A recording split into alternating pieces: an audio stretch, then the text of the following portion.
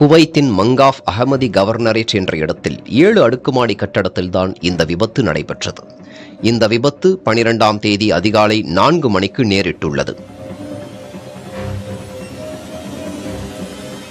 இந்த கட்டடத்தின் கீழ்த்தளத்தில் வீட்டு சமையல் அறையில் ஏற்பட்ட தீ விபத்தால் அந்த கட்டடத்தின் மற்ற பகுதிகளுக்கும் தீ வெகு விரைவாக பரவியது.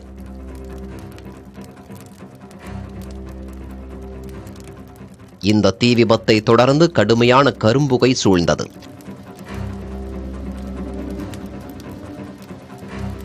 அதிகாலை நேரத்தில் உறங்கிக் கொண்டிருந்தவர்கள் புகையை உணர்ந்து தப்பிக்க நினைத்துள்ளனர்.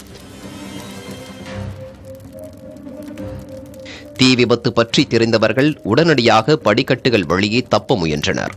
கரும்புகை சூழ்ந்ததால் அவர்களால் தப்ப முடியவில்லை. மாடிக்கு செல்லும் கதவு பூட்டப்பட்டதால் அங்கும் செல்ல முடியவில்லை. இதனால் அறைகளின் ஜன்னல்களை உடைத்துக் கொண்டு வெளியே தப்பிக்க முயன்றனர். இதில் பலரின் முயற்சி உயிரிழப்பில் முடிந்தது. சிலர் காயங்களுடன் தப்பியுள்ளனர். இந்த விபத்து குறித்து குவைத் அரசு விசாரணை நடத்தி வருகிறது.